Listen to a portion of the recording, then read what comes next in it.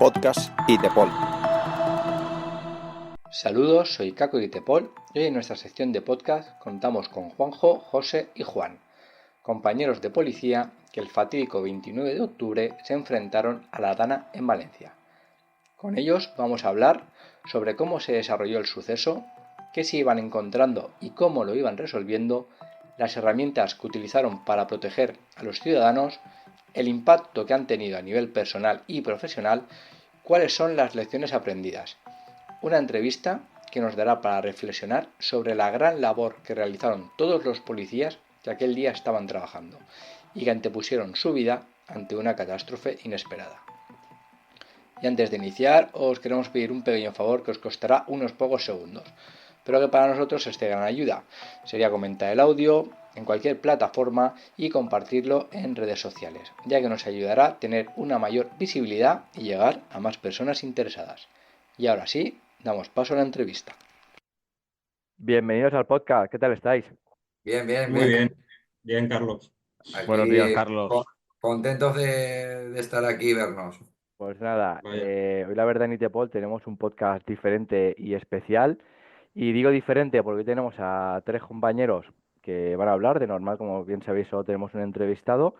Y especial porque estos compañeros son mis compañeros y puedo decir que son más que compañeros. Además, vamos a hablar de una situación que ya tuvimos aquí al compañero Casado del municipio de Picaña hablando sobre los efectos de la Dana de ese 29 de octubre. Y aquí mis compañeros pues también tuvieron que padecerlo, solventarlo de la manera que pudieron y me gusta que estén aquí, y les agradezco que quieran compartir su experiencia de aquel día como de días posteriores y como ahora retrospectiva se pueden sacar conclusiones bastante interesantes y hay una serie de cositas que hicieron que puede servir de ayuda para los compañeros que nos estén escuchando y que si tienen que ver en situaciones similares, que esperemos que no, pero bueno, que puede ocurrir porque nunca se sabe. Antes que nada, vamos a empezar con una breve presentación por parte de ellos. Primero, Juanjo, cuando quieras. Bueno, Carlos, gracias primero por invitarme. La verdad es que para mí es un honor estar en este podcast. Lo sigo desde hace muchos años. Nunca me imaginé que pudiera participar. Nada, yo soy agente de la policía local de Alfafar. Voy a hacer ya 11 años como profesional. Y nada, tengo estudios relacionados con la ciencia jurídica. Bueno, estudié Derecho y recientemente he hecho un máster en Derecho Constitucional. Y hace poco me han dado ya la última nota del máster de Abogacía y Procura, que también he finalizado. Esa es mi formación y un poquito para que los compañeros sepan, me conozcan un poquito. Muy bien, si algún fiscal o juez lee algún atestado de hecho luctuoso, es que lo ha escrito él. Exacto. Bueno, y el siguiente, José Zarcos, que ya lo tuvimos también, muchos lo conoceréis porque fue el profesor en el curso de licencias latinoamericanas. Y nada, José, cuando quieras. Pues hola Carlos, hola compañeros y nada, como bien dice Carlos, ya algunos me conoceréis. Es un honor estar aquí en la plataforma nuevamente de Itepol y nada, igual que el resto que se va a presentar, soy policía local de Alfafar y nada, y los tres sois compañeros míos y como ha dicho Carlos, algo más que compañeros. Y nada, pues nada, aquí vamos a hablar un poquito de la situación de ese día, que no fue nada fácil, ¿eh? Nada fácil, aunque ya haya pasado tiempo, hay que estar ahí. Hay que estar ahí para vivirlo y saber eh, todo lo que lleva durante y después. Exacto, sobre todo también importante el después.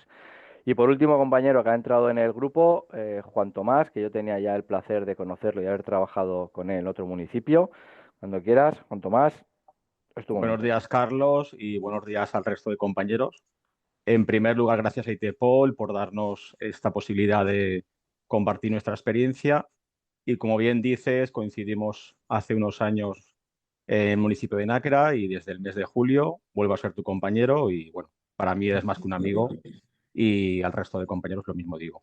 Nada, simplemente en lo que podamos ayudar a los compañeros, aquí estamos para compartir nuestra experiencia y, y nada, vamos con la entrevista. Pues nada, vamos a empezar. Os iré haciendo yo las preguntas de forma alterna, ¿vale? Pero sabéis que podéis participar sin ningún problema. Vale, en un primer momento, pues bueno, vamos a iniciar, pues cómo se comenzó aquello. Sé que estabais de tarde, que entrabais a las 2 y mi primera pregunta sería relacionada con eso, de cómo se desarrolló esos primeros inicios. Si quieres comenzar tú, si quieres, Juanjo.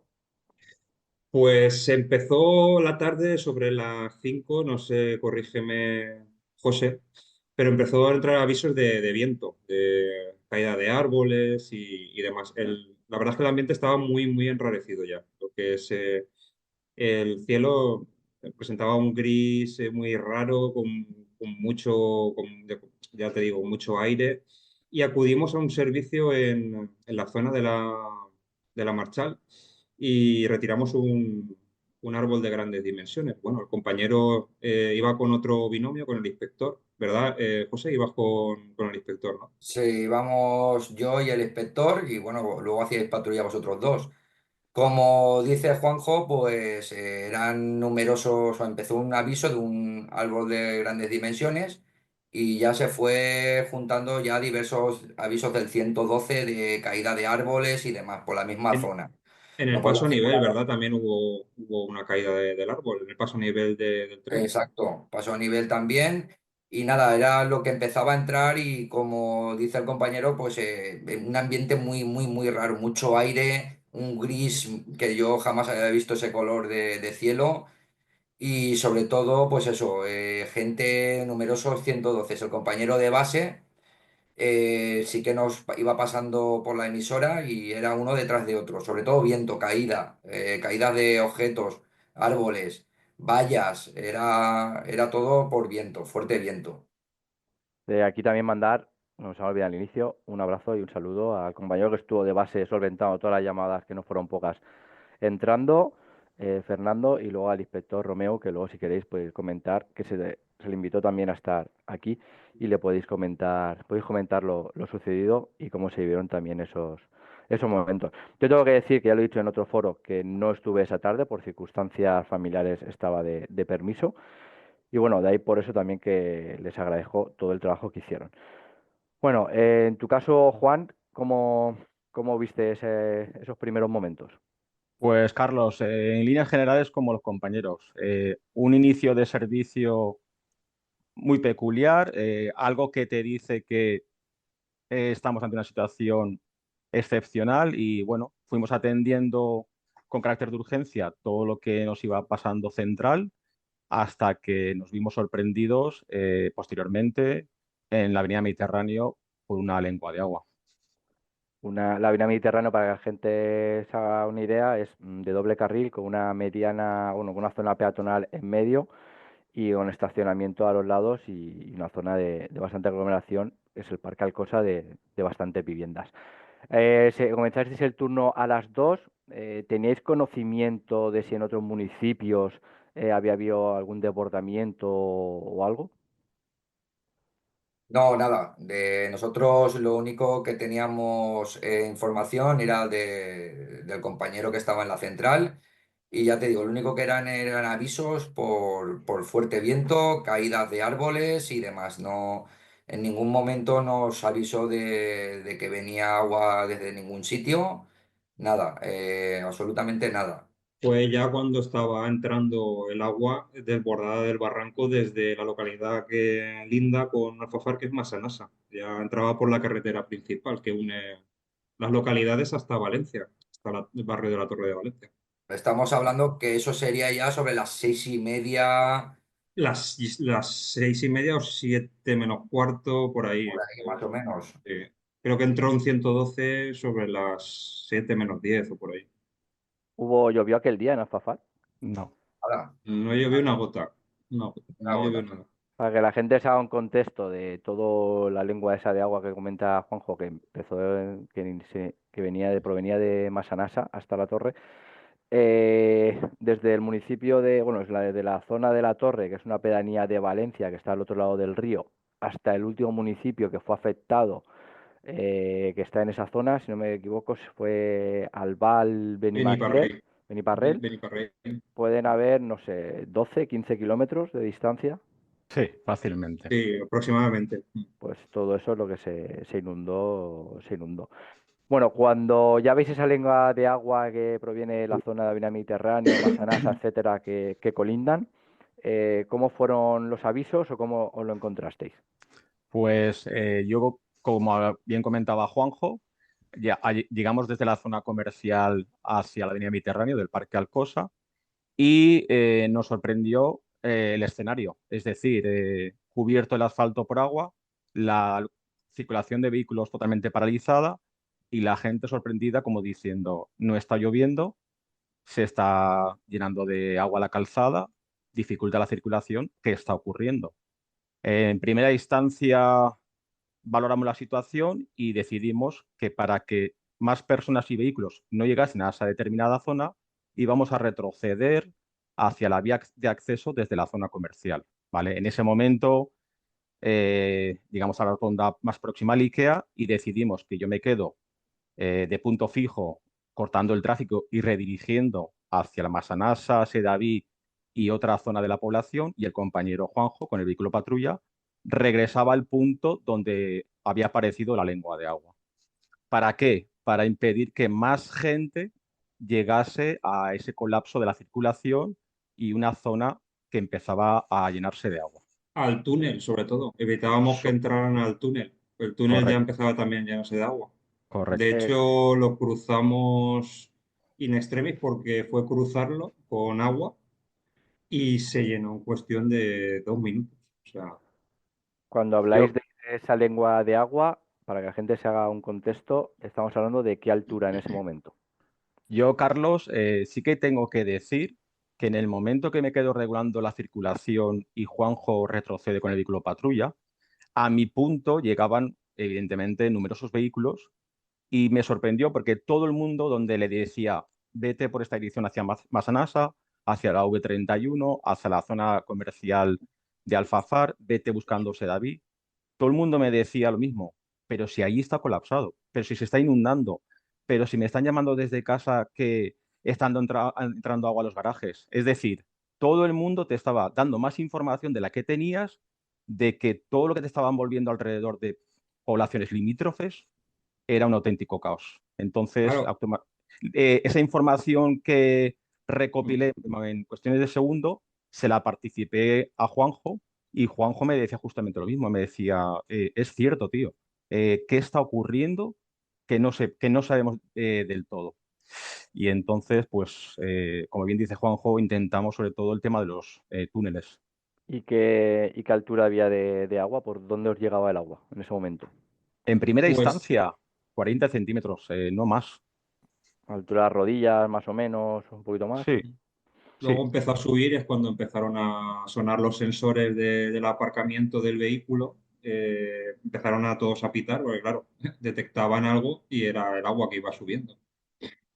Y Y en en tu ese caso, momento, y en tu caso, Zarcos, que ibas en la otra Pues patrulla, como dicen los compañeros, yo iba con el inspector. Nosotros sí que llegamos a estar unos minutos antes en la zona de los Alfalares, que si la gente conoce, es la zona de adosados. Y como dicen ellos, sí que nos iba diciendo gente, pues ha desbordado el barranco a la altura de entre Massanassa y Catarroja. Y vimos venir una lengua de agua, pero bueno, esa lengua de agua te llegaba, te cubría los talones de la bota, lo que es la suela. Entonces nos fuimos yo y el inspector con el vehículo policial a intentar acceder a ver de dónde venía ese agua. Llegamos a irnos al barrio Orba, lo que es el más conocido como el Parque Alcosa, y nos llegamos a dar una vuelta por todo el parque. No detectábamos de dónde venía el agua. Entonces ya, como decían, nos iba diciendo la gente, vemos que por la carretera principal que atraviesa los municipios, por Massanassa, ya venía un poquito más de agua. Nos establecimos en el cruce de Avenida Torrente con Avenida Orba, porque había un colapso de vehículos impresionante. Entonces la prioridad fue sacar vehículos de allí. Entonces, por instinto, ¿vale? Por conocer la zona, sabemos que dirección a la torre, digamos que va subiendo el nivel. Entonces, en estos casos lo que te hace el instinto es subir a altura. Entonces, claro, sacábamos todos los coches que podíamos hacia la torre. Aún así, es que no dábamos abasto. Nos tuvimos que ir a un semáforo porque la gente respetaba los semáforos en ese caso. Y nada, me fui yo unos metros más adelante y sacar coches, sacar coches, sacar coches. Y claro, en ese transcurso el agua iba subiendo, ya, como dicen los compañeros, 40 centímetros a la altura de la rodilla. Y ya me fui a buscar al inspector, que él se quedó en el otro punto para entre los dos ir coordinando el sacar todos esos vehículos que habían colapsando todas las vías. Y en ese momento es cuando sube el agua y el patrulla se lo lleva a la riada. A ver, yo en ese momento, cuando ya veo que los coches empiezan a flotar, digo, aquí algo pasa. Entonces yo, donde yo estaba, el punto que yo estaba, que era esquina, es el establecimiento Consum de Benetúser, yo tenía, nada, a la otra acera tenía al inspector. Ya le dije, tenemos que irnos de aquí, ¿vale? Él intentó recuperar el vehículo policial, que lo subimos allí a una acera para que estuviese a una altura más alta para que no le llegase el agua, pero ya fue imposible. Ya empezaron los coches, todo lo que era Avenida Orba, a flotar, dirección hacia el túnel. Y nada, por instinto le dije, vámonos, vámonos de aquí. Yo cogí, me di la vuelta como pude porque el agua ya llevaba fuerza. Estamos hablando que la zona donde yo estaba, el agua ya venía desde Paiporta, Avenida Orba, de la CV 400 hacia Alfafar. Se estaba juntando ya la corriente de Masanasa. Entonces ya los vehículos ya flotaban y venían de todos los lados. Entonces el instinto es, como los vehículos estaban saliendo hacia la torre, irme yo hacia la torre. Perdí de vista al inspector que intentó ayudar a una persona a cruzar lo que era la acera y nada, le perdí la vista. Afortunadamente, Carlos, afortunadamente, el inspector no logró subir al vehículo policial porque sabemos que le hubiese costado la vida. Sí, no, luego lo comentaréis. El vehículo policial se encontró al día siguiente, bueno, los días estaba en el túnel, ahí destrozado, y como bien has dicho, Juan, luego comentéis la historia que le ocurrió y que tuvisteis que padecer también, aparte de que todavía había catástrofe, emocionalmente el tema de la desaparición del compañero. Como se va desarrollando, tú te quedas solo, Zarcos, ¿cómo contactas con los compañeros para que vayan a por ti y qué es lo que hacéis cuando veis sorprendido con tanto vehículo que es imposible desplazarse? Pues nada, yo pues como decía antes, intento buscar el sitio más alto. Me voy caminando todo lo que es Camino, que es digamos, la principal que atraviesa las poblaciones de Massanassa y Benetúser y Alfafar. Y me veo vehículos ya con el agua, pues eso, a mí el agua me llegaba por la cintura y voy buscando y diciéndole a la gente que se subiese a todos los patios que pudiesen, encima de los vehículos, porque yo en ese momento tampoco subía, no sabía la situación. Yo sé que se estaba complicando, pero no llegaba a imaginarme las dimensiones de la catástrofe. Incluso veía gente grabando vídeos por la calle con el agua por la cintura grabando vídeos. Me vi a una persona mayor que como pude la cogí para introducirla en un patio, se la subieron varios vecinos y yo continué. Con la mala suerte que me caí dentro de una alcantarilla, me golpeé la rodilla, me hice daño en el dedo. En ese momento dije, yo aquí o llamo o que vengan a por mí o no salgo. Y contacté por la emisora con los compañeros. Estoy por la avenida Camino, sentido La Torre, por favor venir a por mí, porque es que no salía de allí. Pues en ese momento íbamos compañero Juan y yo en el patrulla. Hay que tener en cuenta, para que los compañeros se sitúen bien, que Alfafar y estas poblaciones están partidas por la mitad por el paso férreo, o sea, por las vías del tren. Entonces, la única manera de comunicar parte a parte es a través de túneles, ¿vale? Que es lo que más abunda, túneles que siempre se inundan cuando llueve, siempre tenemos que estar revisando cuando hay episodio de lluvias, se suelen cerrar los túneles y dos pasos elevados, uno en Sedaví y otro en la zona comercial. El de la zona comercial, la base ya se quedó inundada. Entonces, la única opción que teníamos para ir a por el compañero, pensando rápido, era ir por el cruce del paso a nivel, que hay un cruce aún que se quiere soterrar, pero a día de hoy está elevado. Entonces, En, es- fuimos por ahí. compañero Juan me fue guiando. La verdad es que yo conducía, pero si no llega a ser por Juan, En no hubiera esos, podido llegar. en esos momentos que Zarcos está lesionado porque no se veía nada por todo el agua, además era barro, no se veía nada. Cuando es por emisora de no puedo venir, venir, venir, ¿qué es qué es lo primero que os pasa por la cabeza, Juanjo y Juan?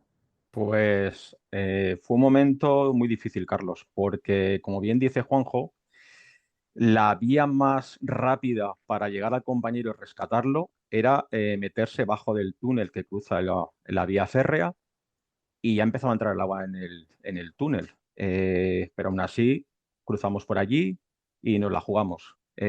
Una vez que pasamos todo el túnel, recuerdo perfectamente que hacia nosotros, en dirección contraria, circulaba un todoterreno de grandes dimensiones, con una altura de ruedas que yo pocas veces he visto, y le indicamos que no pasara por el túnel. Y decía que sí, que él pasaba con ese vehículo de sobra. Llevaba Y, un dije- snorkel y todo. El vehículo estaba equipado, se ve que para y le eso. dije, y le dijimos, bueno, si usted está completamente seguro, vale, adelante. Intentó cruzar y por si acaso le ocurría algo al conductor, nos quedamos pendientes. Evidentemente no fue imposible de cruzar el túnel y tuvo que salir. En ese momento, la ruta más rápida para llegar al compañero era una calle en contradirección, con bastante nivel de agua, pero aún así fuimos directos a por él. Eh, a mitad de calle, como antes decía Juanjo, el vehículo policial empezó a pitar, los sensores de parking y el fallo motor se encendían en rojo y vimos que si seguíamos nos íbamos a morir ahogados. Tuvimos que tirar hacia atrás como pudimos y eh, optar por otra ruta. Finalmente conseguimos llegar al punto del compañero Zarcos. Para que la gente lo sepa, son Toyotas que son híbridos, ¿vale? Los vehículos. Y en tu caso, Juanjo, que además tienes relación entre Ante y Hasi juntos, esos momentos, cómo los vivías? A ver, yo entré en modo túnel. El único objetivo que tenía era llegar hasta él. Me daba igual todo lo demás. Es que además es que no pensaba en otra cosa cómo llegar a él. Y me daba igual patrulla, me daba igual chocarme contra algún coche. Quería llegar a él como fuera. Y te pones en modo supervivencia también. Yo después tenía una tensión muscular. Cuando ya pasó lo más grave, que no me podía casi ni mover.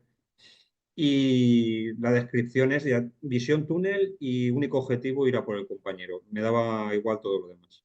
Vale. Una vez que te recogen Zarcos, ¿os vais hacia la torre en ese momento que es una zona más alta o cómo se desarrolla? Efectivamente, yo cuando lo veo, pues se me hizo, vamos, ya es que no podía más. Entre el daño que llevaba en la pierna y verlos a ellos también, que estaban bien, que habían podido llegar, vamos, fue montarme y tirar hacia la torre, siempre buscando el sitio más alto, El puente el de allí puente ese, ¿no? que pasa el río hacia, vamos, de la torre hacia Valencia. Ese era nuestro objetivo, Me como el imagi- de muchos vehículos, como estábamos indicando. me imagino que durante ese transcurso aún habrían tanto conductores, vehículos en movimiento, en la medida de lo posible, y vecinos, ¿no? Imagino que sería una locura en ese primer momento, ya incluso los servicios de los vecinos llamándoos y demás, ¿no? Efectivamente, sí, era, claro, llamándote por todos los sitios. Claro, tú quieres ayudar a todo el mundo, pero es que es imposible. Ves coches parados con gente dentro, con niños dentro. Es que se te pasa todo por la cabeza, pero claro, no llegas a todo. Gente Una, llamándote desde los balcones, desde las ventanas. Hay que vivirlo, hay que estar ahí. Era un, una locura. un apunte es que pudimos llegar al compañero porque estaba todo colapsado, estaba ya todo colapsado, todo el tráfico hasta Valencia, hasta el puente, estaba todo ya colapsado. Gracias a los vecinos que nos dejaron un pequeño carril en medio de la calzada, que es de doble sentido, gracias a los vecinos que, aun padeciendo lo que estaban padeciendo, ladearon los vehículos para que pudiéramos pasar y gracias a eso pudimos recoger al compañero. O sea que la gente también actuó con mucha valentía en esos momentos y luego contaremos alguna anécdota cuando nos quedamos atrapados en la rotonda. Como bien, Exacto. Sí, perdón, sí. No, no, adelante. nada, como bien dice Juanjo, es de agradecer el comportamiento y la obediencia a nuestras señales de viandantes, conductores, vecinos, porque nuestra principal finalidad era esa, rescatar al compañero y a toda la gente que estaba en el lugar atrapada, darle una vía de salida que creíamos que era la única hacia la torre. Hay Claro, que, hay que el- recalcar que es lo que muchas veces se dice, ¿no? De cuando hay un peligro real de verdad, la gente busca a la policía. Seguramente fuese la salvación. Igual que vosotros, todos los compañeros que esa tarde estuvieron trabajando en los 72 municipios, si no me equivoco, de la Comunidad Valenciana, que todos tendrán sus historias y todos serán igual de, tanto de extraordinarias como de catastróficas y tristes y ejemplares a la vez, ¿no? Pero es lo que siempre decimos, ¿no? Cuando el peligro, cuando la gente normal huye del peligro, es la policía la que va a cara al peligro, ¿no? Entonces podría ser un claro ejemplo. Ya lo que estabais contando, cuando llegáis a la rotonda, cuando conseguís llegar a la rotonda, ¿qué es lo que os encontréis allí? Pues el primer paso era intentar, como dicen los compañeros, ir hacia el túnel, pero hacia el puente, pero la base del puente ya estaba inundada de agua y bloqueada por vehículos. Entonces, en cuestión de segundos, dijimos, ostras, ¿qué es lo más próximo? La rotonda. Y fue varios compañeros los que dijimos, uno aportando una idea, otro otra, decidimos meter el coche patrulla en mitad de la rotonda y todos los vehículos que pudimos también meterlos en la rotonda. La rotonda es una rotonda de una CV, la gente lo puede buscar en Google, es la CV 4007 con Avenida Real de Madrid, lo puede buscar. Es una rotonda bastante grande porque está en una vía interurbana y tenía tres árboles. Entonces vimos interesante también por si luego había que subir a los árboles, si seguía subiendo el agua. Y ya los compañeros pueden decir lo que nos encontramos ahí en las proximidades. Sí, Juan, cuando quieras. como bien dice Juanjo, esa rotonda es de grandes dimensiones. Eh, Mitad de la rotonda, dirección Sedaví, es una zona jardinada, la cual te permite, si tomas la decisión, meter el vehículo patrulla en la parte central de la rotonda. Esa rotonda, la parte central ajardinada, sobre la calzada, la altura es de unos 50, unos 60, ¿vale? Que luego más adelante detallaremos que realmente, aunque parece insignificante ese metro y medio, es lo que realmente nos salvó la vida a nosotros y al resto de conductores. Cuando lleguéis a la zona allí, ¿qué es lo que hacéis para evitar, porque sé que rompisteis cinturones y demás, cómo se desarrolló esa gesta de romper los cinturones y hacer una línea de vida para sacar a conductores? Primero metimos los conductores que pudimos con sus vehículos en el interior de la rotonda y luego, José, ¿verdad? Tú viste que había gente atrapada en la base de acceso al puente y antes de cortar cinturones y demás, sacamos a los conductores que había ahí que estaban bloqueados. Eh, no sé si tú lo recuerdas, José, que había uno en especial que no quería salir, que era el de Securitas. sí, a ver, yo tengo que decir que en esos momentos estaba bastante fastidiado. Había caído en una alcantarilla, me había golpeado la pierna, un dedo de la mano. Y la verdad es que fueron ellos dos los que estuvieron sacando a gente de los vehículos que habían próximos. Y en especial el que dice Juanjo, ¿vale? Se había quedado bloqueado. El chaval era un empleado de Securitas, iba con un vehículo rotulado de dicha empresa. Y nada, ves cómo se había quedado totalmente bloqueado, no sabía qué hacerle. Estábamos diciendo que saliese, aún era más o menos accesible el llegar andando de donde tenía el vehículo hasta donde estábamos nosotros. Pero nada, viendo que no y la posibilidad de que se lo acabase llevando el agua al coche, Pues los dos compañeros se fueron hasta allí y lo sacaron del vehículo y se lo trajeron entre los dos. En ese momento, pues nada, eh, yo intento ayudar como puedo, ya te digo, no podía con la pierna, no podía hacer más. Estaba bastante dolorido, pero bueno, iba diciendo a la gente que iba subiendo a la rotonda, iba diciendo que se colocaran en la parte más alta de la misma, pegada a los árboles. Y nada, y fue ya que los compañeros lo pueden decir, de sopetón. Empezó a subir el agua, a subir el agua. Era como un mar. Toda esa CV era como un mar. Entonces ya veíamos venir ya vehículos que que habían quedado bloqueados en la autovía a flotar con gente dentro. En un primer momento, cuando sacamos el conductor, empezó a subir el nivel del agua y ya costaba más caminar, o sea, prácticamente era muy complicado por la fuerza del agua. Entonces es cuando decidimos hacer como una cadena humana de compañeros, que participó también un compañero de Guardia Civil que se quedó atrapado con nosotros en la rotonda, y con la cadena humana y sacamos una eslinga que llevábamos en la mochila también por si hacía falta tirar de mí. Nosotros nos compramos en su momento el cinturón con la hebilla Cobra y un de ring que lleva el enganche, que es un enganche metálico que es más seguro que los de plástico. Y nada, y con eso pues sacamos a 4 conductores en total, ¿no? Haciendo la cadena humana Un, que de la un- rotonda a los vehículos, que era... hubo un peatón, un hombre de avanzada edad, que estaba sujeto sobre una señal en la isleta, que fue el primero que sacamos, y luego en 4 vehículos había un total de 7 ocupantes, ¿vale? Como bien dice Zarcos, en primera instancia la gente hizo caso y se metió en la rotonda, pero sí que esos 4 vehículos con los 7 ocupantes se quedaron paralizados, sin posibilidad de reacción. Cuando conseguimos llegar a sus ventanas y golpear la ventana e indicarles, por favor, que abriesen las puertas, era como, ¿qué está ocurriendo? ¿Vale? En cuestión de segundos logramos esas 7 personas meterlas en la parte central de la rotonda, y recuerdo perfectamente que cuando ya estamos haciendo el recuento, estamos haciendo una vista perimetral, como que no falta nadie a quien rescatar, en menos de 2 minutos. En menos de 2 minutos desaparecieron todos los coches. Es decir, donde esa gente la extraímos del interior del vehículo, en 2 minutos esos vehículos desaparecieron. Pero esos vehículos desaparecen y esas personas no se las llevó la corriente por...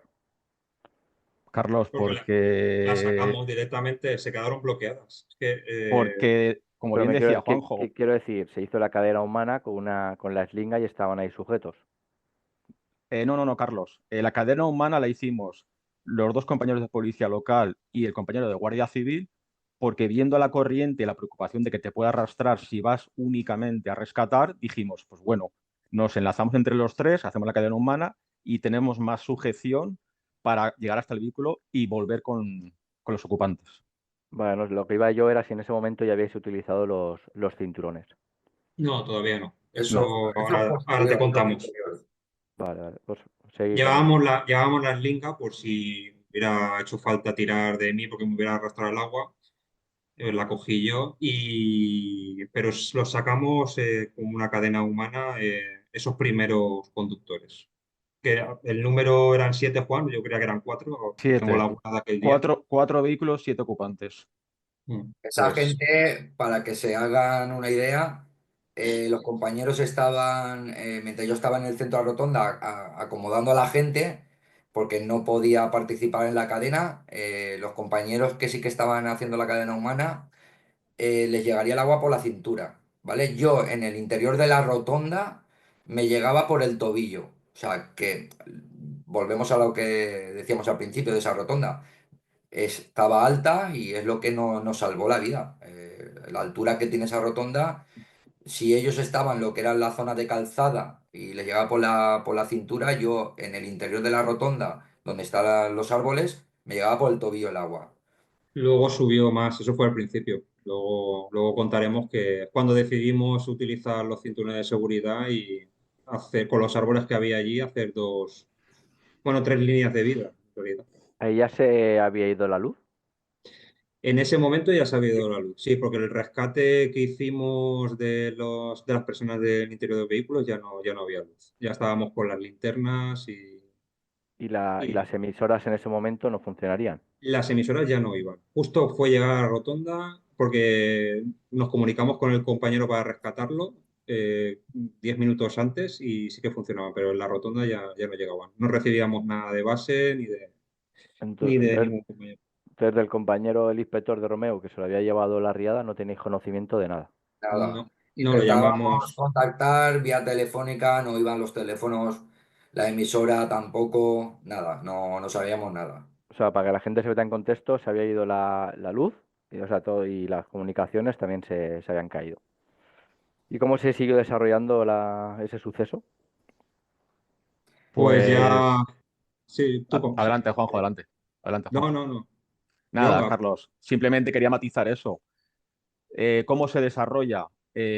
Como bien dicen los compañeros, vemos el nivel del agua que está alcanzando, perdón, y decidimos eso, ir a los vehículos que la gente había podido aproximar y subir a la rotonda y empezar a cortar cinturones para crear una línea de vida.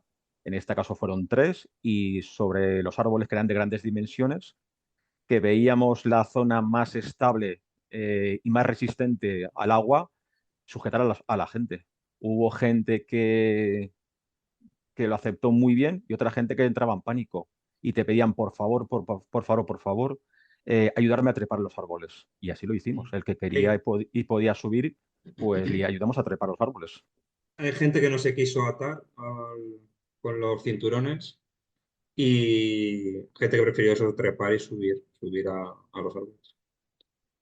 Entonces, Nada, ahí lo que sí que hicimos para tener un poquito más de luz es el vehículo policial lo dejamos en marcha con las luces encendidas para tener, porque es que no veíamos nada, a oscuras, sin alumbrado público, las linternas también dijimos de ahorrar un poco batería, más que nada por si nos teníamos que alargar más el servicio, no sabíamos a qué hora iba para aquello, que ello el nivel de agua iba subiendo más y más. De hecho, hubo ya que nos llegaba por la cintura, en el interior de la rotonda, donde yo decía que a mí me llegaba por el tobillo cuando yo le llegaba por la cintura en la calzada, pues en el centro de la rotonda ya me llegaba por la cintura. Ahí Estamos decidiste hablando, abrir los coches, las puertas, para que el agua pasara. efectivamente, como teníamos allí también X números de vehículos, el miedo era, ¿y si empiezan a flotar los vehículos y empiezan a golpearnos? Claro, entonces decidimos abrir las puertas de los vehículos para que el agua circulase por dentro, ¿vale? De ese modo también evitas de que sean arrastrados y que esos mismos vehículos no nos arrastren a nosotros. eh, También decidimos poner en el vehículo policial el enganche este que es para remolcar y la slinga, una de ellas, atarla a un árbol. Sé que es verdad que a lo mejor ahora lo piensas y dices, ¿y si el vehículo hubiese flotado? Pero bueno, por lo menos teníamos algo asegurado, ¿vale? Donde subirnos a unas malas o agarrarnos. Ese vehículo policial que sujetamos al árbol, como bien dice Zarcos, nos vino muy bien tenerlo allí porque hubo una mujer que se había roto la cadera, que estaba con su hija, que estaba en pánico, y esa mujer evidentemente no podía subir al árbol, evidentemente no podía permanecer de pie, y bueno, abrimos las puertas del patrulla, la mujer la sentamos en los asientos traseros como pudimos porque la mujer estaba de la cadera totalmente fastidiada, y bueno, es una decisión arriesgada que tomamos, pero que bueno, Fasti- afortunadamente salió bien. Fastidiada y en hipotermia ya, ¿eh? En estado de hipotermia. De hecho, tuvimos que hacer uso de las mantas térmicas porque, claro, la gente ya estaba al punto, incluso yo lo digo, yo estaba ya en un momento que me veía ya que el frío me estaba ya, vamos, temblando todo. entonces, Me acuerdo que había una madre con su hija de 4 o 5 añitas que le dejamos el chubasquero a la niña pequeña y la refugiamos en el coche. bueno, decir que ese patrulla también se salvó por subirlo allí y atarlo. Seguramente se salvó, ¿no? De cuatro patrullas que se disponían, dos estaban en la central, que justamente en esa zona fue la única del municipio que no se llevó los vehículos, el otro vehículo quedó arrastrado y este, pues de forma sorpresiva, pues no se lo llevó la riada. Habéis hablado del tema de material, has comentado, Juanjo, lo de la importancia de la hebilla cobra con la capacidad de la posibilidad de tener el herrín para este tipo de situaciones, que esto proviene del tema de la escalada, ese tipo de anillas, que una vez que se cierra es imposible porque es todo metálico que se abra. También habéis hablado del tema de la eslinga, del tema de las linternas, ¿no? Por el tema de la luz, de la importancia de tener ya no la luz personal que puedes llevar en el cinturón, sino una de apoyo que puedes llevar por el tema de documentos que tenga bastante visibilidad. ¿Algún otro tipo de herramientas que hubieran sido, no sé, que ahora a posteriori dijerais, pues si hubiera tenido esto, Juanjo? Pues a ver, como tú dices, agradecerte a ti lo del consejo del derrim, porque fue, por lo menos en mi caso, gracias a ti, que cambié el tipo de villa. Ahí te Y puedo, Juan. luego, y ahí te pon. Luego a Finger Out, a la página Finger Out, que yo llevaba la slinga en la mochila por sus publicaciones, ¿no? De la importancia de llevar cuerda en la mochila, como un elemento más. Luego la luz personal, tanto la linterna como la de pecho, fue imprescindible para rescatar a la gente que estaba en los vehículos. Y como material que echara de menos allí en esa situación, no sé qué podríamos haber hecho más por lo que hicimos. La navaja, la verdad es que también indispensable para cortar Navaja los cinturones o cinturones, que nos vino bien o por... cortacito. Bueno, y para llevar y para fracturar los cristales de los vehículos, Exacto. porque hubo un momento en que como la gente no salía, que estaba bloqueada, y pensamos en romper las ventanillas con la gente dentro. Claro, es que en esos momentos, que es cierto, que mucha gente dice, va, pues eso no es cierto, es que con el agua no puedes abrir las puertas, era imposible. Entonces la única posibilidad es por a través de la ventana, que algunos de ellos tuvieron que salir por la ventana. Ya el agua que llegaba a la altura de lo que es la cintura, tú ya no puedes abrir una puerta. En un coche inundado ya no puedes abrir una puerta. Yo Tienes lo que que salir eché por la más, ventana. yo lo que eché más de menos de material que no utilizamos fue tener comunicaciones, tener comunicaciones. No sé si es posible tener una comunicación en modo simplex para habernos comunicado con nuestra base. Es que nos quedamos aislados, no teníamos conocimiento de ningún municipio y nosotros compartimos término con 7 municipios, incluido Valencia Ciudad. No teníamos comunicación de nadie.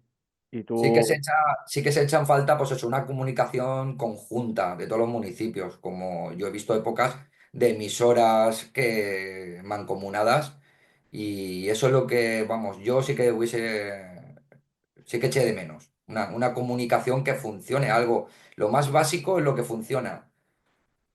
y en tu caso, Juan, algo que añadir. Nada, simplemente quizás como material que tampoco ocupa mucho espacio en el vehículo patrulla, una cuerda de rescate, algún tipo de chaleco salvavidas por si alguna vez tienes alguna intervención en algún tipo de balsa, piscina, barranco, no lo sé. Pero siempre tienes presente la capacidad del vehículo con el que trabajas, que es un vehículo, al final es un turismo normal, un sub en este caso, pero sobre todo lo que dicen los compañeros, es imprescindible el tema de la comunicación. ¿Cómo pudimos posicionar nuestro lugar? Como bien dice Zarcos, apoyándonos de las luces de cruce para iluminar la rotonda y darle cierta tranquilidad dentro de lo posible a la gente que estaba allí, que si no recuerdo mal eran 28 personas, y el uso del puente luminoso rotativo para que desde una distancia bastante lejana otro tipo de compañero, servicio de emergencia, bomberos, no lo sé, pudieran observar que estábamos nosotros allí aislados y totalmente atrapados. El tema del material también es difícil, ¿no? Porque seguramente a cada policía que le preguntes qué llevarías, sería mucho lo que sale al final. Entonces tampoco se puede llevar todo, ¿no? Porque en qué momento lo vas a utilizar y cuándo, eso por desgracia no lo sabemos. Y luego Correcto. suelo hacer un apunte técnico-táctico en el tema de romper cristales, y porque muchos a lo mejor habrán empezado en el Rescue Me, pero el Rescue Me, bueno, que es el instrumento este pequeñito que tiene una bola de acero que la apoyas en el cristal y lo que hace es estallar, ¿no? Al contacto. Pero ¿cuál es el problema que tiene? Que en una situación de estrés, seguramente, si no vas con el cuidado, que no lo vas a estar, atravieses lo que es el brazo completamente, y eso que puede producir cortes. Además, otro inconveniente que tiene es que si tú quieres sacar a alguien, la lasca de cristal que está alrededor en el borde aún se queda. Entonces, o lo sacas con la mano y te vas a cortar, o si no te has puesto los guantes anticorte y puede ser peligroso, ¿no? Pues si vas a sacar a alguien para rescatarlo, a lo mejor le puedes cortar el cuello o cortarte tú. Entonces también ahí es recomendable el tema del bastón extensible, porque el tema del bastón extensible dándole en la zona de las esquinas es muy fácil que rompa lo que es el cristal, y aparte el bastón extensible al estar abierto lo que hace es te permite hacer una limpieza de marco completa para quitar esas astillitas que pueden quedar y prevenir que si hay un caso de lesiones que sean las mínimas posibles, ¿vale? Eso es ese tipo de apunte. ¿Algo que me queréis añadir más sobre el tema de la rotonda? ¿Cuándo conseguís salir de la rotonda? Primero decir que la rotonda nos salvó la vida porque nos hizo de parapeto de todo el material que bajaba, vehículos, contenedores, depósitos de plástico del polígono próximos, nos hizo de parapeto y nos salvó. De hecho, entró un contenedor en el interior de la rotonda que los tres compañeros conseguimos apartar y que no impactaran con la gente. Claro, tal era el nivel del agua que ya flotaba todo. En ese momento nos llegaría por la cintura y ya te digo, entre que estaba más elevada la plataforma de la vía y la rotonda encima, eso no nos salvó la vida. Hicimos las tres líneas de vida y dividimos a la gente en esas tres líneas, aprovechando que teníamos los árboles. Luego conseguimos salir cuando bajó el nivel, que fue bajando poco a poco. Nosotros hubo ¿A un qué hora, momento, a qué hora sería eso ya, Juanjo? pues creo que de las 3 de la mañana, 2 3 de la mañana. ¿A qué hora llegáis a la rotonda, más o menos, si os acordáis? A las 7:30 estábamos en la rotonda. A Que las son 7:30 llegamos y serían 2:30 cuando empezó a bajar el nivel del agua. y, es, y esas Nosotros, 8 horas, ¿cómo? 8 horas, 10. pues, ¿Cómo se a ver, desarrollan la rotonda con la gente sin comida, sin tal, miedo, Pues, no, pues mal, hipotermia? porque como dice, es que cada vez venía el agua más, subía más el nivel y más fuerza, es que era como un mar. nos Era, llegamos a despedir entre los compañeros, nos llegamos a es que despedir. era, vamos, yo es que no me podía pensar desde las 6:30 que veo la lengua de agua venir que me cubre lo que es la suela del zapato, a lo que estábamos viendo allí, es que no me lo llegaba a imaginar vamos, algo que hay que vivirlo. Y Un Es- dato, un dato objetivo que recientemente salió en prensa es que en el punto que nos encontrábamos nosotros, el nivel del agua alcanzó los 3 metros sobre la calzada. Por eso decimos que la importancia de esa zona elevada, jardinada de la rotonda, donde nos pudimos refugiar nosotros y el resto de viandantes, es la que nos salvó la vida. Recuerdo perfectamente que la gente en todo momento se comportó de forma excelente. Nos hicieron caso a todo lo que les decíamos, pero hubo un momento crítico, como bien dice Juanjo, que ya nos despedimos, que la gente nos pedía por favor cruzar esa lengua de agua y que los lleváramos al puente que cruza hacia Sedaví. Y les dijimos que no podíamos adoptar esa responsabilidad y esa decisión porque nos hubiese llevado el agua. Es que De, era un mar, no era una mm, lengua de agua. Era un mar que bajó una furgoneta de estas de reparto enorme, bajó como si fuera un barquito de papel. Claro, entonces es que no es, ya si llegas a cruzar por la fuerza de la corriente, es que te impacte algo mientras estás cruzando. Entonces ahí hubo un momento de tensión, sí que es verdad. Porque no paraba de subir el nivel, no sabíamos. de- sí, hubo un testimonio de una de las personas que llegaron a la rotonda. Él venía desde la zona de la torre y como bien apunta Juanjo, ese testimonio de esa persona nos lo dijo. Dijo, delante mía he visto morir a una persona. ¿Por qué motivo? Pues como decía Juanjo, porque estaba intentando nadar contracorriente como podía para buscar un refugio y de repente, dice, delante mía apareció un vehículo, le golpeó la cabeza, la mató delante mía y se lo llevó a la corriente. son momentos que pasaron y por desgracia. Y bueno, comentaba Juanjo el tema de las 3 de la mañana. ¿Qué hicisteis después de que bajara el nivel del agua? Juanjo. Pues nos quedamos un poco bloqueados porque había mucha gente en la rotonda refugiada. Apareció a la media hora un camión de la UME, que iba el teniente de la Guardia Civil del puesto de Alfafar, y la prioridad era evacuar a la gente de la rotonda hacia Valencia, hacia los hospitales de Valencia o hacia los refugios de Valencia. Valencia, por suerte, la ciudad, debido al desvío del cauce que se hizo en los años 70, pues no sufrió ningún daño. La ciudad estaba intacta. Entonces esa fue la prioridad. Nosotros intentamos ayudar con el vehículo patrulla, pero no podíamos movernos con el vehículo patrulla. Tenía que ser camión de la UME, son camiones enormes, adaptados para este tipo de circunstancias, los únicos que se podían mover. Luego creo que también vino bomberos, ¿no? Si me recuerdan los compañeros. Cuando bajó el nivel de agua, ¿vale? Sí que hay zonas que quedaron bastante inundadas y otras que no. Digamos que donde hablábamos que se hicieron los compañeros de la cadena humana, allí ya se veía la calzada, pero habían zonas que estarían aún en el metro y medio, 2 metros de agua. De hecho, en el momento cuando vino el camión de la UME, también venían desde Valencia, desde el puente de la Torre, venían lanchas de rescate de los equipos de salvamento. O sea, que habían aún zonas con bastante agua. Así que es verdad que paró lo que era digamos, el nivel, lo que era el recorrido del agua, se paró, pero habían zonas inundadas. ¿En qué momento sois conscientes o tenéis conocimiento de que todos los municipios de alrededor están inundados completamente? Pues la verdad es que estábamos un poco en shock, ¿no?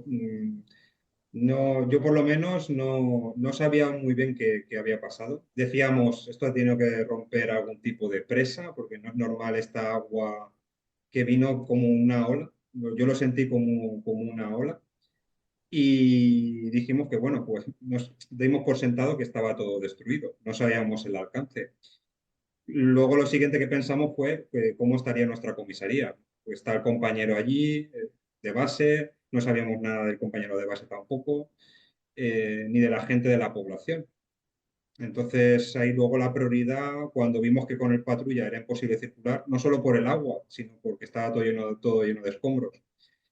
El compañero Juan y Zarco propusieron irnos caminando, ¿no? Fue así, José, ¿verdad? Sí, Pero era, todo, era todo, lo más, era lo más sensato porque cuando ya paró, pues el desastre, coches que bloqueaban todo, o sea, con el coche era imposible volver. Entonces dijimos de ir andando. O sea, ya lo que habíamos pasado, por ir a andar por andar un poco más no nos iba a pasar nada. Eso sí, teníamos que ir, el instinto, como hablaba anteriormente. Cogimos 4 palos que pudimos por ahí, más que nada porque suponíamos que habrían trapas abiertas, agujeros. Entonces teníamos que ir poquito a poco andando con un palo para ver de no caer en ninguno de ellos. Y en ese en este transcurso os ibais encontrando a vecinos. Sí, gente en los coches, en el interior de los coches, en shock también, que no podían ni circular ni sabían dónde ir. Era todo era un ambiente de posguerra, de como si hubiera caído una bomba y la gente estuviéramos todos en shock, no sabíamos qué hacer. Nosotros sí que teníamos un objetivo, que era llegar a la comisaría y de ahí ir a buscar al inspector, al punto donde se había quedado, coger otro coche y ir a buscar al inspector. Ese era Sin nuestro saber, objetivo. sin saber cómo iban a estar las calles, que es lo que todo el mundo vio. Vehículos apilados a 3 alturas, a 4, un desastre. Conforme íbamos avanzando, íbamos viendo la magnitud de lo que había sucedido. El paso a nivel no existía, era una muralla de coches de 3 y 4 alturas. Gracias a una mujer que estaba en uno de los balcones, nos vio con las linternas y nos dijo, por aquí puedes pasar, que era simplemente pues, un hueco donde no habían coches y se podía atravesar.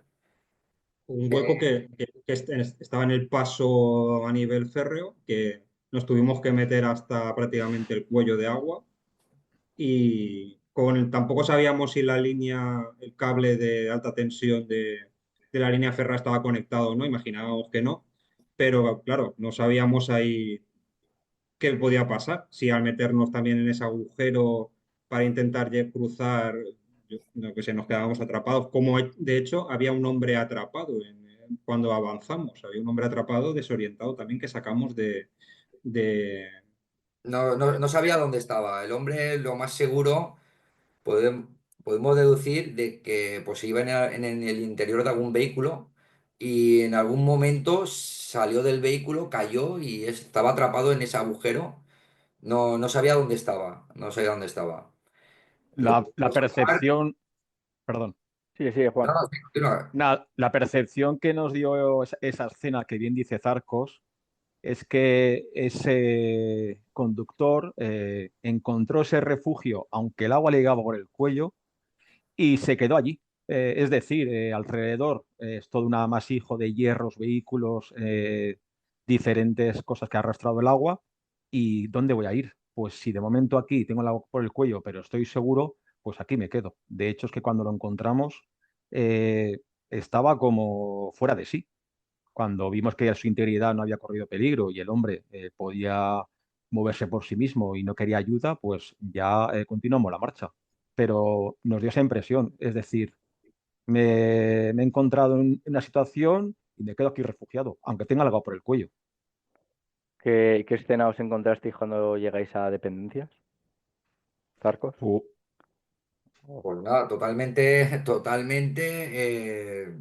vamos, desolador. Había allí gente refugiada que, claro, que había pillado. Claro, no entendíamos mucho porque, claro, nosotros íbamos avanzando y conforme avanzábamos, aparte de que íbamos viendo si habían supervivientes en vehículos, el objetivo que era llegar a dependencias, veíamos que luego, como decía Juanjo, al ser una zona más elevada, allí el agua no llegó. Entonces, chocaba mucho el no ver allí tanto desastre de vehículos con toda esa cantidad de gente que había ido a refugiarse a dependencias policiales. Llegamos allí, había gente ya durmiendo, habían sido atendidas con primeras curas por otros entre ellos. El compañero de base vimos que estaba bien, le preguntamos que el agua, dijo que en ningún momento había entrado el agua allí, que como mucho había llegado al bordillo y nada, vamos, yo me quedé sorprendido la Mm. cantidad de gente que había ido a refugiarse allí a dependencias policiales, que me imagino que sería gente que le pilló por la calle. No había luz y me acordaré de esto toda la vida. Y la única luz que teníamos en toda la comisaría eran de dos linternas de los vehículos policiales puestas boca arriba y proyectadas en el techo. Esta era la luz que alumbraba pues a las 30 o 40 personas que habría allí refugiadas y a nosotros. No había luz, agua, comunicaciones, Y, como si hubiera quedado una bomba, igual. Yo lo describo así. y conocimiento del compañero de Romeo en ese momento. Nada, desde las 7 de la tarde, como he mencionado antes, no tuvimos ningún tipo de información. Y cuando regresas de la rotonda hasta la central, cuando ves el resto de las calles, estado de los bajos, todo arrasado, destruido, pues Carlos, te temes lo peor. Han pasado cerca de 10 horas, llegamos creo que cerca de las 4 de la mañana a dependencias y desde las 7 de la tarde no sabes nada de tu compañero del inspector. Lo has intentado por emisora, por el móvil y nada, cuando llega el compañero a la central le preguntas lo primero si sabe algo, negativo, no sabía nada y él nos preguntaba. Y es duro, pero creíamos que había perdido la vida. Por suerte no fue así. El turno de la noche no pudo llegar, era imposible. El turno de la mañana pueden llegar dos compañeros, pero estaban allí, ¿no? Sí que pudo el intendente que vive cerca y el comisario, ¿no? Que había salido antes y por la tarde, antes de que pasara todo aquello, y estaba allí. ¿Cómo se desarrolló esos momentos? ¿Cuáles eran las tareas para trabajar en ese primer instante que se tuvo que hacer? Pues eran pues las 6 de la mañana, 5 o 6 de la mañana. El inspector, bueno, lo fueron a buscar el intendente y el comisario. Se fueron a pie a buscarlo, porque no había otra manera de desplazarnos. Teniendo como última ubicación la mía, la que Correcto. yo le perdí de vista. Mm. Sí, que está a la otra punta de las dependencias, prácticamente. Nosotros tuvimos la suerte de que los vestuarios estaban, que la comisaría no quedó afectada. No tenía luz ni agua, pero no entró barro, no entró agua. Y nos pudimos cambiar con ropa seca. Llevábamos muchas horas con la ropa húmeda y el frío que hacía. Y cogimos un vehículo patrulla y fuimos a ver a la zona comercial, claro, es una zona comercial muy grande la que tiene Alfafar, a ver si se había quedado gente allí atrapada. Es, es lo que intentamos, que de hecho por el camino nos encontramos a tres, cuatro guardias civiles con mazas recorriendo las calles para escarcelar a gente de vehículos o de viviendas. Llevaban mazas de hierro para romper paredes y demás. Una de las compañeras de Guardia Civil abrimos el maletero y se subió al maletero para acompañarnos y llegamos aproximadamente, haríamos 300 metros, recorreríamos con el coche hasta que ya no pudimos avanzar más, pero llegamos digamos, al centro de la zona comercial. Y lo que allí nos encontramos es toda la gente en los tejados, en el centro comercial MN4, en el restaurante Kentucky. Y en principio preguntamos si había alguna urgencia médica. No, estaban todos bien, estaban allí refugiados y en principio no pudimos hacer rescate de nadie porque tampoco teníamos dónde llevarlo, a la comisaría únicamente, pero allí no teníamos material médico. Yo Sí que creo que eso, vimos, en aquellos momentos sí que vimos un helicóptero, no sé si me imagino que sería del ejército, estaba ahí en la zona viendo pues a toda esta gente atrapada en los tejados, porque recorrimos, como dice Juanjo, toda la zona comercial, vimos también a gente que se llegó a subir ¿cómo se llama esto? En el centro este MediaMarkt, ¿vale? Había gente subida allí, había una persona muy grande que no pudimos bajarla porque no teníamos medios para bajarla. Entonces era desolador, desolador porque es que era caos por todos los sitios, coches, agua, barro, sin tener, yo no había, ni me había parado a pensar en los parking, en los parking yo ni me había parado a pensar. Son momentos que no, que solo te alcanza a la vista lo que ves, lo que no ves ni piensas en ello. sí, además allí en el M4 hay un parking de dos subterráneos, de Exacto, un menos dos. bastante grande. Has hecho apunte, Juanjo, al tema de que os pudisteis cambiar. Entonces también sería aconsejable el tema de tener un equipo de reserva en la taquilla, por si alguna vez estuviera, no el hecho de llegar, me cambio y la ropa la tengo en casa. Sería un buen apunte, ¿no? Para cualquier circunstancia similar.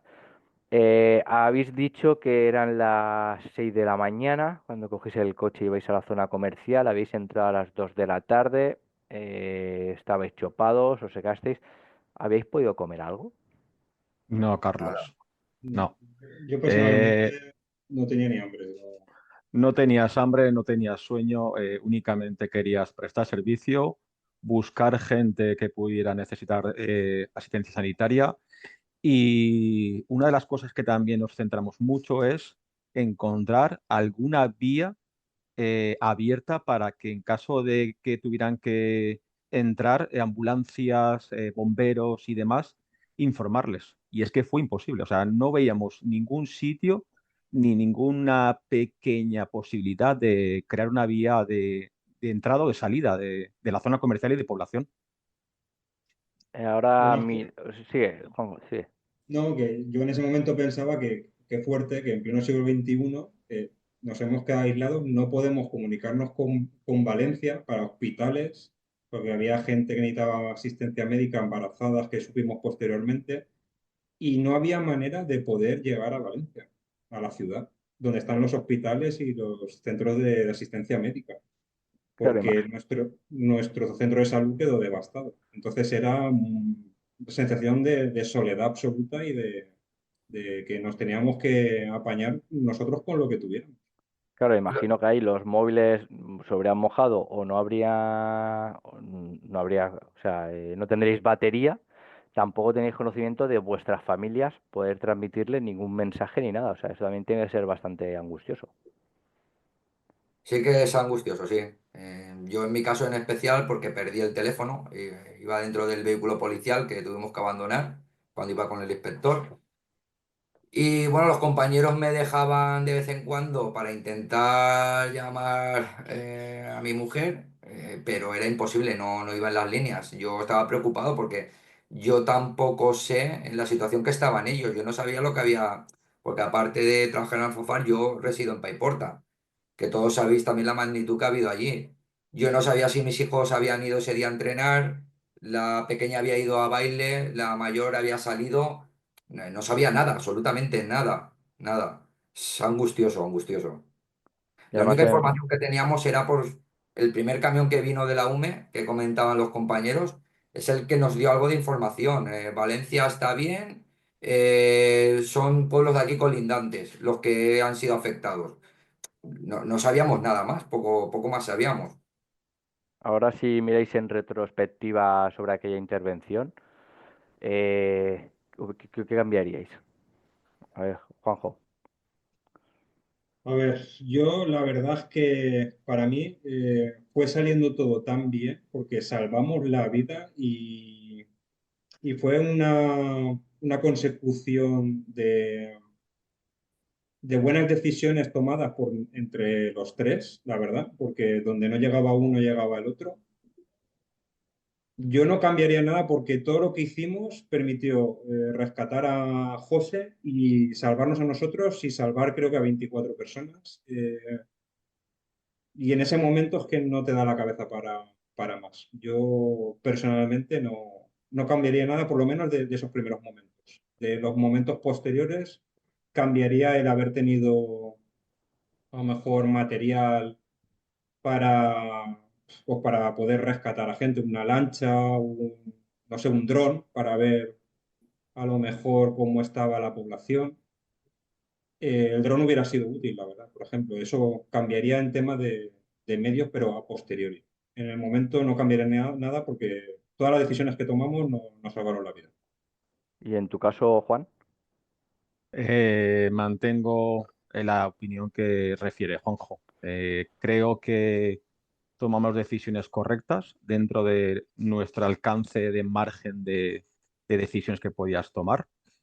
Y bueno, me parece muy buen apunte lo del dron, porque ya que no te puedes desplazar en el vehículo patrulla, la movilidad andando es dificultosa porque tienes que trepar tres, cuatro coches de altura y demás, esa movilidad un dron sí que te la permite, ¿vale? Se desplaza en cuestión de segundos y te da una información ampliada de realmente el escenario en el que se ha visto la población. y en tu caso, Zarcos. Pues lo mismo que ellos. Se trabajó muy bien. Sí, yo sí que he hecho en falta que hubiese cambiado, pero bueno, tampoco sé cómo hubiese salido. Me hubiese ido a por el inspector. Me hubiese ido a por el inspector y no lo hubiese dejado hacer lo que estaba haciendo, que era pues intentar llegar al vehículo policial. A consecuencia de eso, luego supimos días posteriores que se pudo salvar, la manera en la que se salvó da para otro podcast, ¿vale? Porque la verdad es que sufrió lesiones importantes, de hecho lleva ya 2 operaciones en las manos. Y es lo que único que cambiaría, el poder haberlo cogido, que hubiese estado conmigo, porque hubiésemos estado los cuatro en la rotonda y no hubiese sufrido esas lesiones tan graves. Y Tepol ya lo ha invitado y bueno, yo espero que si él quiere que estará con nosotros contando esa anécdota. Bueno, hablando de Romeo, cuando tenéis conocimiento de que está bien y tenéis el desasosiego ese se calma un poquito más. Pues yo al día siguiente, bueno, todo hablar que no, continuamos y hasta que vemos un relevo, aparecen los compañeros, creo que es a las 11:10 de la mañana del día siguiente. Entonces ya unos cuantos nos podemos ir. Yo me fui como pude andando hasta Paiporta. Llegué a casa, pues imagínate, que mi mujer me viese y mis hijos, es que no tiene precio, no tiene precio porque me costó llegar, ¿eh? Paiporta estaba destrozado, no lo siguiente, me costó llegar, por lo menos un par de horas. Comer, saber que yo estaba bien, que ellos estaban bien, comí algo, me pegué, no había agua, una ducha como pude con botellas de agua y me volví andando otra vez para el trabajo. Sentía que tenía que estar allí. Sabía que era imposible que compañeros llegasen al lugar. Entonces me volví y es por la tarde cuando ya me entero de que el inspector estaba bien, que había podido ser rescatado por unos vecinos después de todo lo machacado que estaba. Y vamos, fue un alivio porque es que no, lo tenía todo el rato en la mente. Sí, eso que estás comentando, las ganas de estar ahí en el podcast que estuvimos con el compañero de Picaña, con Casado, él decía lo mismo, que él necesitaba estar ahí y ayudar, ¿no? Y luego también ese desgaste emocional, que luego si queréis también lo comentaremos sobre esas situaciones. Y en tu caso, Juanjo, ¿cómo te sentiste cuando sabes que Romeo ya se encuentra bien? Pues yo tengo que decir que intenté descansar tumbado en un banco del vestuario del retén, luego me fui a mi coche y intenté cerrar los ojos, pero cada vez que cerraba los ojos e intentaba dormir, me venía al pensamiento Romeo, que hemos perdido a Romeo. Yo le tengo mucho cariño, lo conozco muchos años y la verdad es que no pude dormir pensando en que había fallecido. Yo lo daba por sentado. De hecho, cuando volví a la comisaría y sería sobre la 1 y me dijo el comisario de que tenían noticias de que había sido rescatado por una vecina, buah, me hizo el cuerpo un bajón impresionante de toda la tensión acumulada y como que pude respirar y decir, ostras, está vivo. Fue un impacto. La verdad es que fue muy impactante. No puedo describirlo con palabras, ese sentimiento. Y en tu caso, Juan, Bueno, pues yo en este caso vivo en Godella. Como sabéis, es una población cercana a Valencia, fuera de la zona afectada, y no había posibilidad de salir de Alfafar. Entonces, en primera instancia, pensé cómo podía llegar a casa para informar a la familia y vi que era imposible y decidí quedarme prestando servicio. Y recuerdo que eran cerca de las 12:10 de la mañana y apareció Romeu por la puerta de dependencias.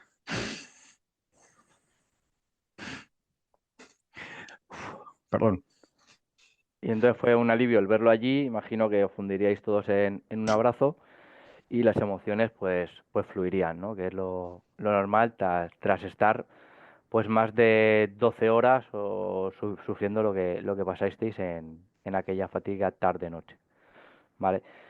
No hace falta que digas más, Juan, se sobreentiende, no te preocupes, ¿vale? Yo sí que me gustaría que a compañeros que nos estén escuchando y en unos objetivos también de esta entrevista, ¿qué consejos a posteriori podríais dar si se vean inmersos en una situación de este tipo, que esperemos que no, pero también por desgracia hace unos años, compañero de Calpe también falleció en una riada salvando la vida de unas personas que se quedaron atrapados en un vehículo, compañero Policarpio. ¿Qué consejos podríais dar para una situación de este tipo? Empieza en tu caso si quieres, José. Consejos, a ver, es que, a ver, se pueden dar a posteriori. Yo a día de hoy no sabría qué consejo dar, porque cada situación es diferente. Sí que, pues eso, intentar, al mismo tiempo que intenta salvar la vida a, además, más personas, que intentes también mirar por la tuya, ¿vale? Sobre todo. Es verdad que es nuestra obligación y como tal, aunque haya personas que puedan pensar lo contrario, yo en todo momento llevo mi vocación de policía por dentro, ¿vale? Pero también tengo familia. Entonces, ya te digo, es intentar mirar por uno mismo también, sabiendo la condición de policía, ¿vale? Velar por el resto de personas, pero que hay que tener en cuenta, mira lo que le pasó al inspector. Podía haber perdido la vida perfectamente. Sí, además, vosotros lo sabéis, el primer objetivo de la formación de ITPOL es nuestra integridad física con el objetivo de volver a casa con las familias, ¿vale? Eso tiene que ser siempre lo primordial, porque a veces, Efectivamente, Carlos. Yo siempre lo tengo en mente. El lema de la formación de ITEPOL es que es tal cual, es tal cual. ¿Cómo, en tu caso, Juanjo, crees que te ha impactado, ya sea a nivel personal o profesional, esta intervención? Y si es que sí, ¿en qué manera? Vale, me ha impactado en los dos niveles, a nivel personal y profesional. A nivel profesional, porque una situación como la vivida, creo que espero no volverla a repetir, pero creo que no voy a volver a vivir, en el que entras en modo policía, por eso es una profesión vocacional y tu objetivo es tú salvarte para poder salvar a las personas que están a tu alrededor y que te necesitan. Pero eso tiene que ser vocacional, porque si no, tú no estás, te pones en automático a intentar ver qué puedes hacer, qué puedes salvar, cómo puedes hacer para que la gente se suba aquí, lo que pensamos de las líneas de vida. Eh, y luego un sabor amargo a nivel profesional, que es la falta de reconocimiento de lo que hicimos. Incluso hay compañeros a día de hoy que se han burlado de lo de las líneas de vida, que si llevábamos el de ring o en el enganche cobra, que si llevábamos una slinga. Se lo toman a broma. Pasa que como ellos no lo sufrieron y no estuvieron a punto de perder la vida, se toman a broma que llevábamos ese material, que ese material fue imprescindible para que nos pudiéramos salvar, para que yo pudiera coger al compañero del cinturón con seguridad de que el cinturón no se iba a partir. Y a nivel personal, pues que al final estamos aquí de paso, que cada día es un regalo realmente y que hay que disfrutarlo a nivel profesional y a nivel personal. En el tema que comentabas del tema de material, todo el mundo que le gusta, sobre todo el tema de la formación, le habrá pasado esto alguna vez, pero hace 15 años nadie llevaba chalecos balísticos, ya todo el mundo lleva un chaleco balístico. Hace años nadie llevaba control de hemorragias, ahora la mayoría de policías lleva control de hemorragias. El tema de la Villa Cobra también va pasando. Esto es evolución y al final pues se van viendo que ocurren ciertas vicisitudes en el trabajo y es mejor llevar el material y no utilizarlo que no tenerlo y necesitarlo. Que el tema que la gente se ría, pues bueno, ahí no se puede entrar, no se puede valorar, pero luego al final, cuando la gente tiene problemas reales, luego al final te quieren a ti al lado porque tienes ya no el material, sino material y conocimientos, ¿vale? En tu caso, Juan, ¿cómo fue cómo ha sido, si te ha impactado profesional y personalmente, y si es que sí, qué nos podrías relatar? Nada, Carlos, profesionalmente me he dado cuenta, ¿vale?, que a nivel estatal autonómico hay una falta de coordinación impresionante. Somos una gran nación y en este aspecto hay muchas carencias. Me sorprendió el tiempo de reacción y de prestar servicio en el lugar por parte de los diferentes cuerpos militares, policiales y de emergencias. Y a nivel personal, evidentemente es una situación que te deja huella. Que valoras muy bien, como bien dice Juanjo, lo que tienes en el día a día. Y siempre tengo presente cada día más el consejo de ITEPOL que hacéis en la formación, que antes de prestar servicio cada día demos un beso a la familia, les digas que les quieres, les des un abrazo, porque es nuestra profesión. Nunca sabes lo que te puede ocurrir y no sabes si puede ser algún día como el día de la dana, que quizás tristemente no regreses a casa y por lo menos que tus familiares tengan esa despedida de tu persona. Así es. El otro día, bueno, hace poquito, el día 11, el martes pasado, fue el curso de uso de la fuerza y hablamos de esto, ¿no? Que es una frase que nos dejó Grossman en el congreso que hicimos en el 2018, que vino aquí y nos dejó ese relato, ¿no? La importancia y sobre todo no irte de casa eh, enfadado con tu pareja, ¿no? Aunque hayas tenido algún problema, darle un beso, dile que le quieres a tus hijos también, porque si no vuelves, por el motivo que fuera, y por desgracia hay compañeros que no han vuelto, qué pesadez va a tener el resto de su vida, ¿vale? De que la última vez de que os visteis estabais enfadados, ¿vale? Entonces es bastante relevante. Y en tu caso, Zarcos, si te ha impactado, ya sea profesional y personalmente, y si es que sí, ¿cómo ha sido? Pues profesionalmente, pues estoy con mis dos compañeros, tanto en una cosa como en otra. Sistema de emergencias fatal en el siglo que estamos, la tecnología que hay. Con el compañero Juanjo, el material, me da igual si llevo una línea de vida, me da igual que lo que digan, yo lo he vivido y realmente sé por lo que he pasado. Y en lo personal, pues lo has dicho tú, Carlos, me ha servido pues, para valorar un poco más el día a día, ¿vale? El querer a mi familia más, porque podía haberlos no visto nunca más, tanto por un lado como por el otro. Yo, por desgracia, he estado afectado por los dos sitios, por mi lugar de trabajo y luego en el sitio donde resido. Y se pasa muy mal, ¿eh? Mentalmente, aunque haya gente y compañeros que vivan en poblaciones de fuera, es difícil, ¿eh? Estar afectado por ambos, a nivel personal y profesional, con una cosa así.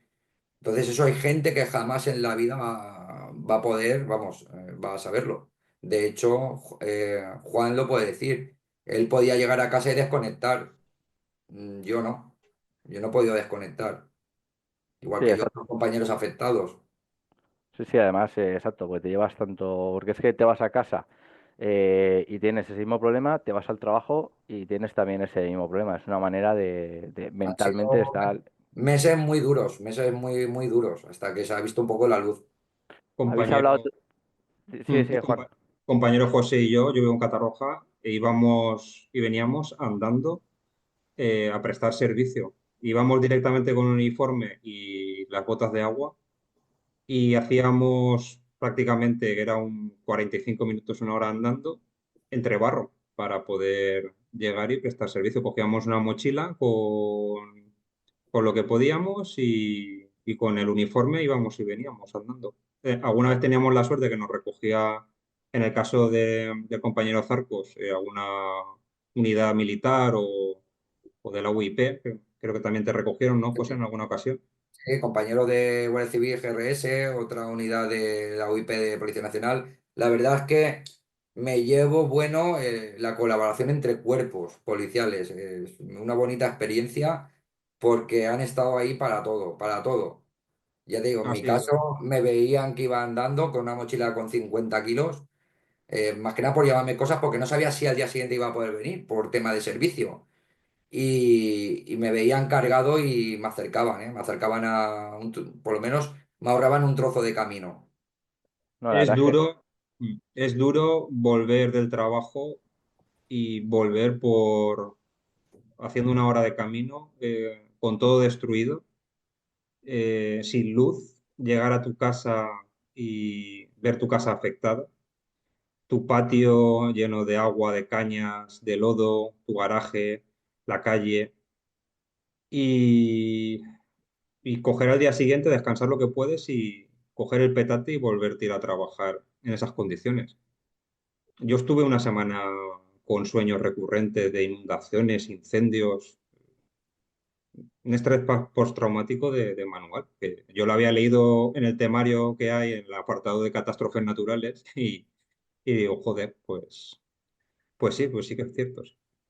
sí, exacto. Y además, pues eso, cierras los ojos y solo ves agua, coches, gente pidiendo ayuda y eso, y te vas a pasear, o te vas a pasear, o te vas estás ahí haciendo las tareas de recogida y limpieza en vuestro caso, o Juan, que está con su familia paseando, y quieras o no quieras, pues vas en silencio rememorando todo lo que has vivido. O sea, es una situación en la que, como bien has dicho, es un trastorno de estrés postraumático y que a lo mejor un debriefing o una asistencia psicológica en ese momento es una buena manera de una descarga emocional. ¿Vale? Que es importante, sobre todo en esos primeros momentos. Y si no, pues bueno, tenéis ahí Tepol y con esta entrevista os descargáis también, que es importante.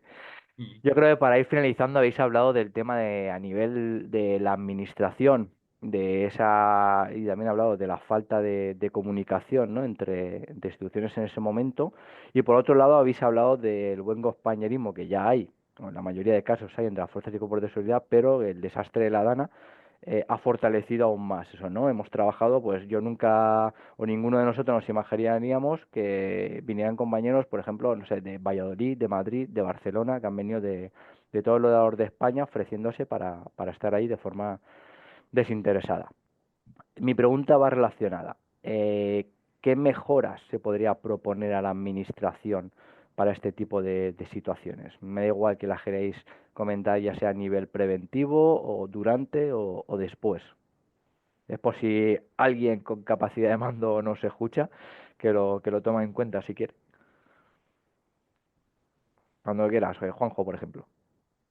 Yo, a ver, visto lo visto, que ha venido policías de La Coruña, de, como dices tú, Valladolid, del sur de España, Málaga, qué menos que crear una ley de la policía local a nivel nacional, una ley orgánica nacional de policía local, en que regule la coordinación, por ejemplo, en estos casos, en casos de catástrofes, calamidades, en el que ha sido gracias a la actitud proactiva de las jefaturas de dichos cuerpos de policía local, que no eran ni de la misma comunidad autónoma, que han conseguido venir a ayudar aquí, salvando incluso trabas burocráticas del tema de que no podían actuar fuera de su municipio, que no se podían llevar el arma, que no podían ir de uniforme, que no estaban autorizados. Entonces yo creo que proponiendo una ley a nivel nacional de policía local, una ley orgánica, que estamos además en pleno siglo XXI y la policía local del 86 no es la del 2025, por suerte, es una medida yo creo que indispensable. Y creo que el evento de la Dana, en el que han actuado tantas policías locales y que nos han salvado ellas los días posteriores y que la recuperación sea más rápida, sería el punto de partida para poderla promover. No sé, hacer una proposición de ley en el Congreso, los mandos que no puedan estar escuchando O, o, el órgano de coordinación de las comunidades autónomas, o, pero o sería ti- interesante. o tirar abajo la ley orgánica actual de cuerpos de seguridad y hacer una nueva, porque yo creo que ya después de casi 40 años, cuando va a hacer 40 años el año que viene, ya tocaría modificarlo. No tenemos que olvidar, aparte, Juanjo, de las policías locales y cuerpos estatales y autonómicos que han venido a colaborar. Y esto lo tiene que saber la gente, ya no solo los policías que han estado allí, sino la ciudadanía, que si no hubiera sido por el ejército, por los militares, estaríamos muy peor de lo que se está, sobre todo en aquellas zonas. Desde el minuto cero han estado ahí, como bien has dicho, también salvando situaciones a nivel político que no vamos a entender nunca. Pero si no fuera por ellos, por su trabajo constante, esto, vamos, no sabemos cómo estaría, ¿vale? En tu caso, Zarcos, lo mismo, la misma pregunta, en el tema de algún tipo de mejoras a nivel por parte de la administración. Pues estoy totalmente de acuerdo con Juanjo, igual que también lo estará Juan, ¿vale? Pero sí que es verdad, habiendo pasado esto, tema formación más encaminada a estos tipos de desastres, ¿vale? Tenemos formación muy concreta, pero de esto yo no he visto por ahí formación que se adecue a esto que ha pasado. Deberíamos tener algo más de formación, situaciones de estas características como si hay que hacer un curso de escalada, ¿sabes? Eh, ya te digo, yo para mí es fundamental el coger y la formación derivarla para catástrofes de estas características, ¿vale? No tenemos nada. Yo no he visto en mis años de profesión un curso sobre esto. Pues por suerte, ninguno estaba preparado para este tipo de situaciones y a través de sindicatos sí que hay pequeño, pero el tema de salvamento y rescate y a veces se hacen colaboraciones con bomberos para circunstancias no de esta magnitud, pero de este caso. Pero sí, como bien dices, por- Pues eso me refiero, Carlos, que el promover ya algo de formación conjuntamente con equipos de rescate. Es unir esa formación que a mí me hubiese venido muy bien y si la hubiese en un futuro, vamos, sería de los primeros que me apuntaría.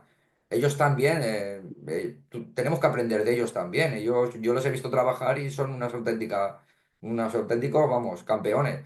Yo digo, yo vi allí dos lanchas buscando posibles supervivientes el día aquel. sí, ¿no? Eh, Y el compañero de Picaña que nos narró, les consiguieron de un vecino no una lancha, sino una barca y fueron rescatando a vecinos. Entonces, también viene bien.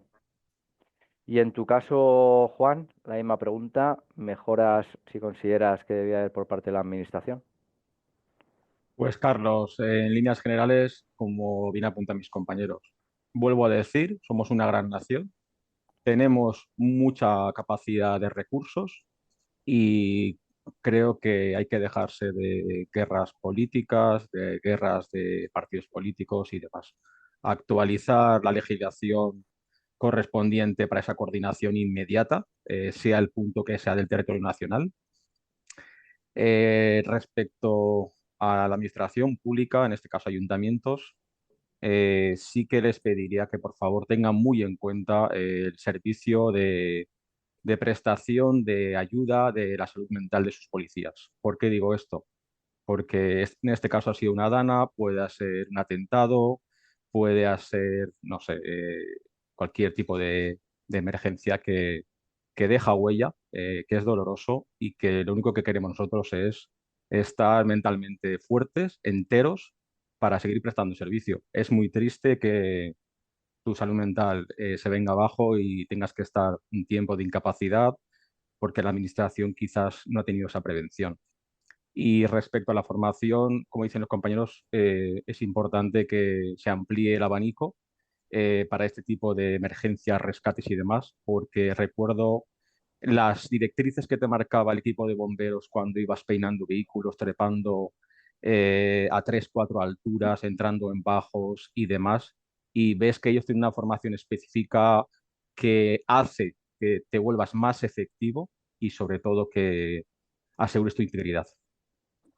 Pues como bien dices, el tema es muy importante, el tema de tener la posibilidad de un gabinete psicológico, ya no solo para una catástrofe de esta situación, sino los policías pues somos seres humanos, también tenemos situaciones que nos pueden comprometer ya no solo a nivel profesional, sino personal, que nos pueden afectar en lo profesional, y tener la posibilidad de acudir a un psicólogo para, para ponerlo, bueno, pues para explicar esta situación y que te guíe, ¿no? Porque a veces pues lo vas a necesitar.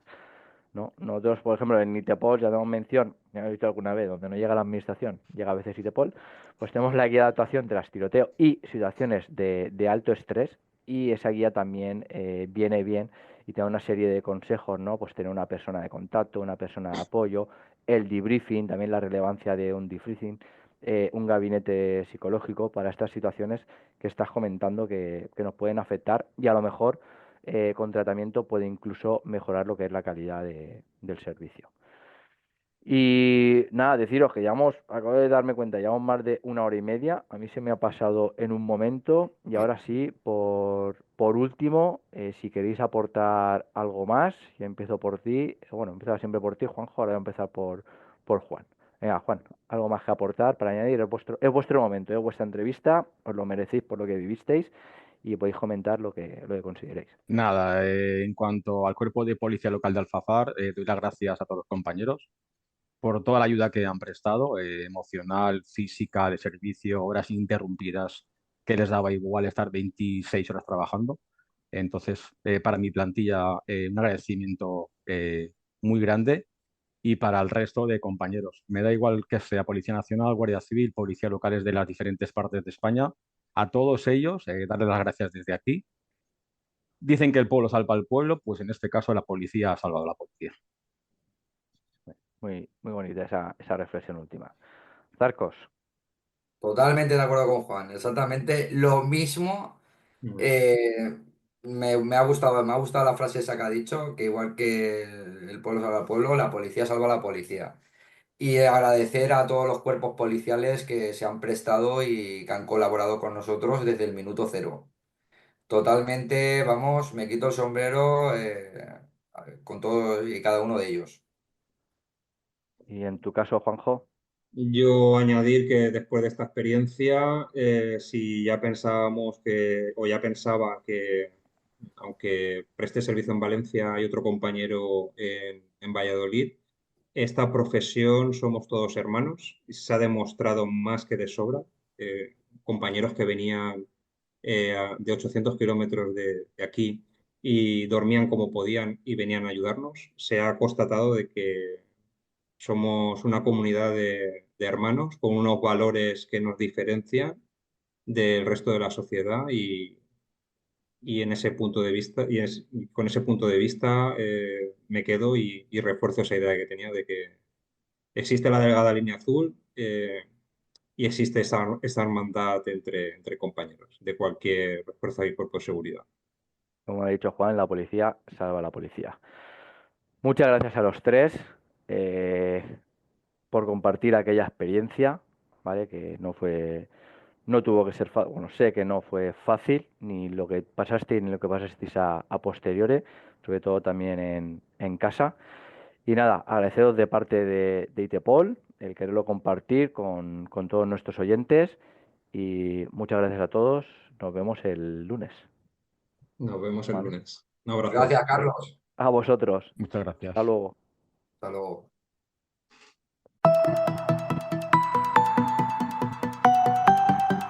Podcast ITEPOL.